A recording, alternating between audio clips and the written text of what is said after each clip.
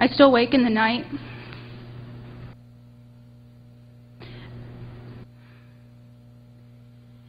He still comes after me in my dreams.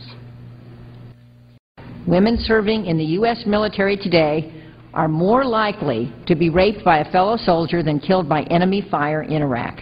This is the first oversight hearing on rape in the military held this year to address the ineffective action and lack of transparency in addressing these cases on the part of the Department of Defense.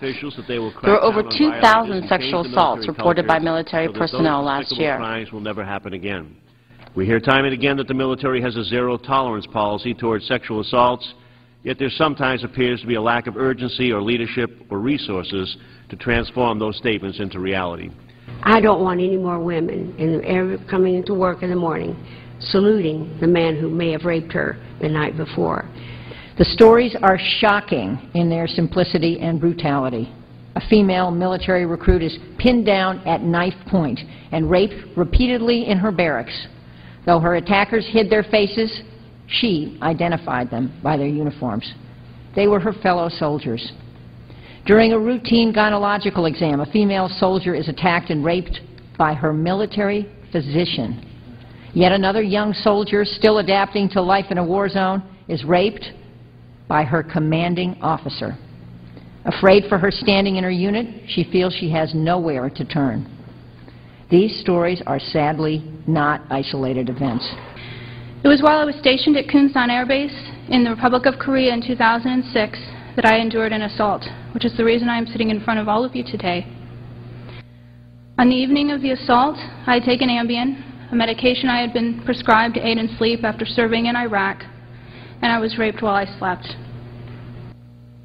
The perpetrator, who was an installation flight doctor, had a complete understanding of the effects of a sleeping aid such as Ambien, and he used that knowledge to hurt me.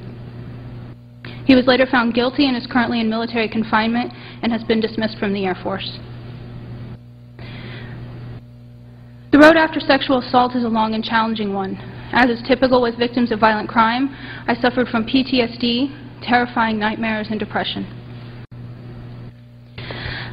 Since the night of the rape and in the aftermath of the trial, I've experienced the SAPRO program at duty stations in Korea, Japan, and Germany.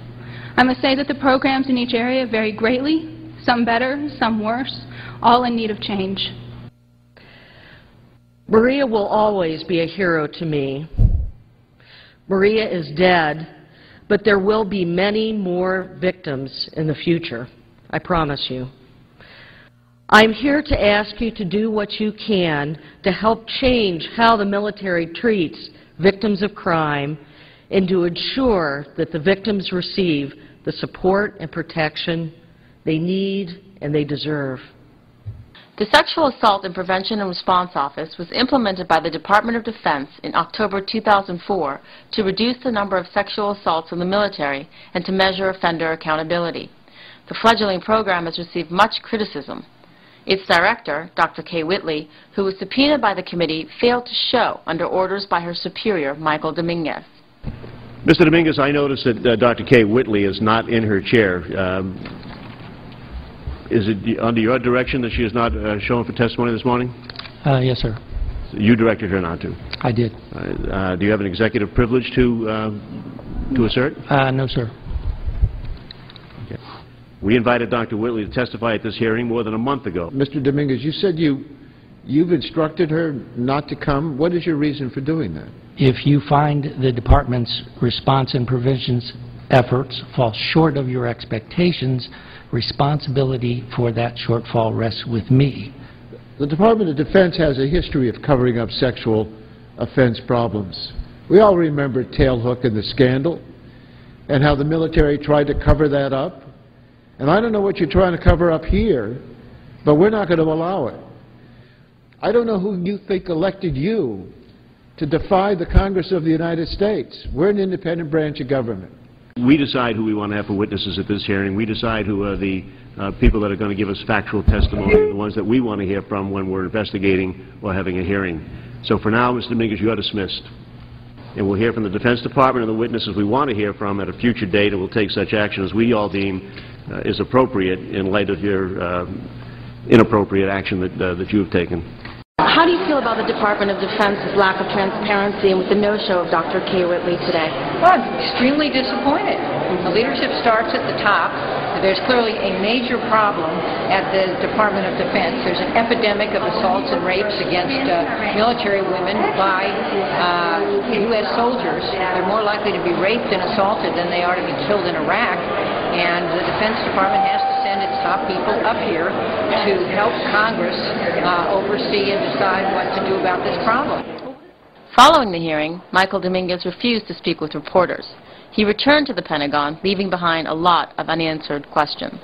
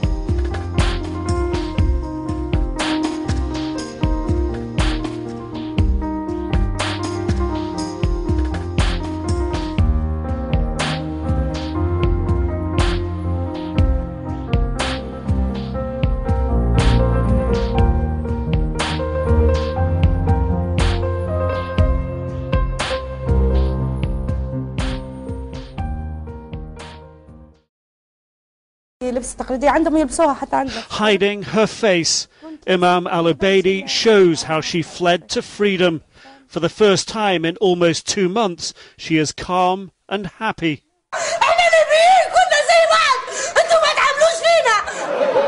It is 8 weeks since she burst into a Tripoli hotel full of journalists alleging brutal rape by Gaddafi's forces. At the same time, capturing the world's attention as Gaddafi's heavy-handed thugs tried to silence her. Hotel staff put a bag on her head. Another pulled a knife. Journalists trying to protect her were beaten as she was led away. She has barely been seen since then. In a Tunisian safe house, not far from the border with Libya, she met with CNN's Halil Abdullah to tell him how she got away. We left very normally, of course. I was wearing, bring me that, it's a traditional tribal headwear, a maziria, which was given to me by my friend's mother. I was wearing it, and indeed you can't see anything apart from my one eye. Across the room, 2 defecting Libyan army officers who made her dangerous escape across the border possible. She explains they took mountain roads at each of the many government checkpoints, the officers using their military identity documents to evade capture. Even on the mountain roads, when the brigades were stopping us, he was giving his military permit. At night? No, it was during the day. Was it a hard road to drive on? It was a little hard. There were checkpoints and the brigades. There were checkpoints. Her freedom is already weighing heavily on her, worried about Libyan agents.